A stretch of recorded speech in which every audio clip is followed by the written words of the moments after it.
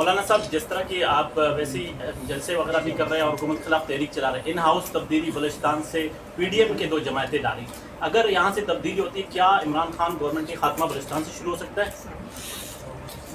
اب مجھے چونکہ تفصیلات معلوم نہیں ہے کہ پوزیشن کیا ہے اور جو عدم اعتماد پر دستخط کیے ہیں جن اراکین نے وہ کتنے ہیں، جب ووٹ پڑیں گے تو وہ کتنے ہوں گے، ان تفصیلات کے معلوم ہونے کے بعد ہی پھر کوئی حتمی تبصرہ کیا جا سکتا ہے۔ مولانا صاحب، افغانستان میں طالبان کی حکومت آئی، اس سے کیا سمجھتے ہیں آپ خطے میں امن و امان کے حوالے سے، یا امریکہ کی ابھی بھی مداخلت کہہ رہے ہیں کہ پاکستان اس وقت تک اس کو حکومت تسلیم نہ کرے جب تک طالبان کی گارنٹی نہ آ جائے؟ دیکھیے، امریکہ کی جو سپریمیسی ہے وہ ختم ہو چکی ہے، وہ ایک شکست خوردہ ملک ہے۔ پورا ناٹو جو دنیا میں سب سے بڑا ایک دفاعی اتحاد تصور کیا جاتا تھا وہ شکست خوردہ ہے۔ شکست خوردہ لوگ جو ہیں وہ اس پوزیشن میں نہیں ہوا کرتے کہ وہ شرطیں لگائیں اور دنیا کو اپنے شرائط پر مجبور کریں۔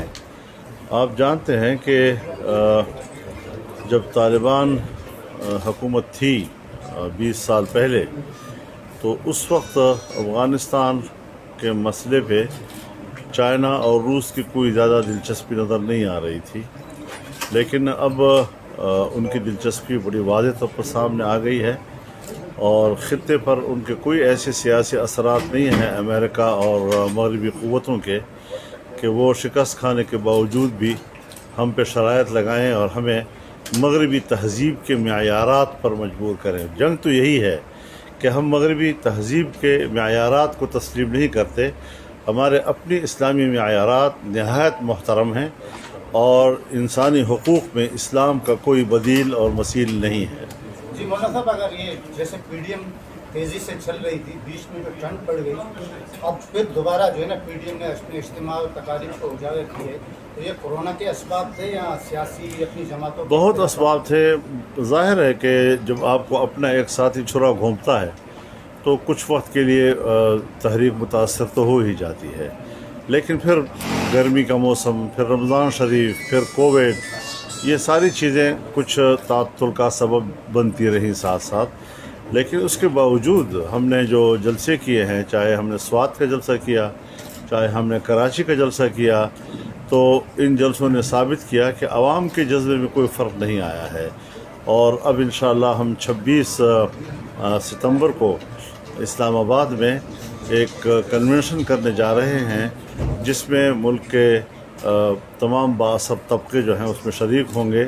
وکلاء کا طبقہ، صحافیوں کا طبقہ، تاجروں کا طبقہ، کسانوں کا طبقہ، مزدوروں کا طبقہ، یہ ان کے سب کے نمائندے اس میں شریک ہوں گے اور سیاسی جماعتوں کے کارکن بھی اس میں آئیں گے۔ تو سب کو اعتماد میں لے کر اور صورتحال سے آگاہ کر کے ایک موقف لے کر ہم آگے جانا چاہیں گے۔ صرف پی ڈی ایم کی جماعتیں تو بہرحال کمیٹڈ ہیں آپس میں، لیکن ہم زندگی کے مختلف شعبوں سے وابستہ جو ہمارے متاثرہ لوگ ہیں ان کو بھی سمجھتے ہیں کہ وہ شامل ہوں اور ان کو تحریک کا حصہ بنائیں۔ مولانا صاحب، آپ نے جس طرح کہا کہ پی ڈی ایم میں کوئی ذاتی چراغوں پہ یقیناً آپ کا مثال پی پی کی طرف تھا، تو آپ مزید جو جماعتیں آپ کے ساتھ ہیں، آپ کتنے پر امید ہے کہ وہ آخر تک پی ڈی ایم کے ساتھ رہیں گے؟ کوئی کسی قسم کا ایسا تاثر نہیں ہے پی ڈی ایم سے کسی کے علیحدگی کا، تو اس قسم کا آپ لوگ صحافی ہیں اس لیے احتمالات پیدا کرتے جائیں گے۔ مولانا صاحب، ابھی کنٹونمنٹ بورڈ کے الیکشن جس طرح ہوئے تو اس میں تو حکومت کو ناکامی، حکومت کی کوشش بھی الیکٹرانک مشین کی ہے جسے مسترد کر دیا الیکشن کمیشن نے بھی، تو آپ کیا سمجھتے ہیں حکومت کی اس طرح کر رکھے؟ سب سے پہلی بات تو یہ ہے کنٹونمنٹ ہو یا بلدیاتی الیکشن ہو، ہمارے اس سے کوئی دلچسپی نہیں ہے، اور اگر کہیں پر کسی دوستوں نے کوئی کینڈیڈیٹ کھڑے کر دیے ہیں تو اپنے طور پر کیے ہوں گے، لیکن جمعیت علماء اسلام اور پی ڈی ایم کا جو سب سے بنیادی اور اساسی مطالبہ ہے وہ عام انتخابات کا ہے، جنرل الیکشن کا ہے۔ بلدیاتی الیکشن ہمارا موضوع نہیں ہے، تو اس لحاظ سے یہ تو ایسے تجربہ کر رہے ہیں اور تجربہ بھی ان کا ناکام ہو گیا ہے کہ اس میں بری طرح شکست ہوئی ہے حکومتی پارٹی کو بھی۔ تو اس لحاظ سے جہاں تک حکومت کی طرف سے مشین لایا جا رہا ہے، یہ مشین دھاندلی کی ایک منصوبہ بندی ہے پیش کی، تو یہ پیش کی منصوبہ بندی پھر وہ حکومت ہمیں منصفانہ الیکشن کی امید دلاتی ہے کہ جو حکومت خود دھاندلی کی پیداوار ہو، دھاندلی کی پیداوار حکومت کو ہم تسلیم نہیں کرتے.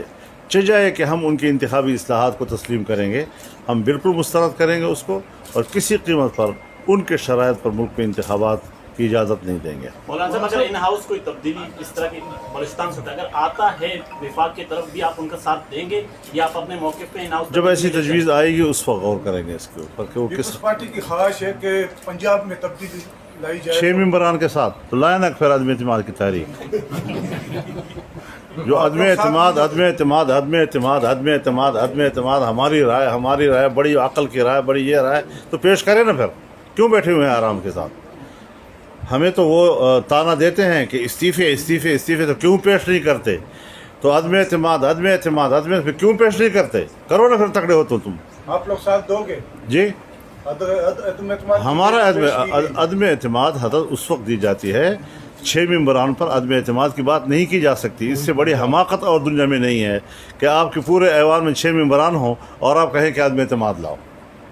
جب آپ ڈپینڈ کرتے ہیں ایک دوسری کمپوننٹ پارٹی کے اوپر تو پھر آپ ان کے فلسفے کو تسلیم کریں کہ آپ 6 ممبران کی بنیاد ہوئی. تو ایسا ہے کہ آپ کے 6 ممبران ہوں اور آپ کہیں کہ 100 ممبران میرے ساتھ مل کر ہم حکومت بنائیں. یہ کبھی دنیا میں ہوتا ہے؟ حکومت صاحب کے اوپر قدغن لگا رہے ہیں، صافی سراپا احتجاج اسلام آباد میں بیٹھے ہوئے ہیں، تو آپ لوگوں کا موقف کیا ہے؟ ہم تو سارے پارٹیاں گئے ہیں وہاں پر، ان کے ساتھ ہم نے یکجہتی کا اظہار کیا ہے. اور یہ جو نیا نظام اور آ رہا ہے میڈیا کو پر قدغن لگانے کا، ان کا گلا گھونٹنے کا، اظہار رائے کی پر پابندی لگانے کا، تو ہم نے تو میڈیا کے ساتھ اپنی بھرپور یکجہتی اور ان کے موقف کی مکمل حمایت کا فیصلہ کیا ہے. Thank you.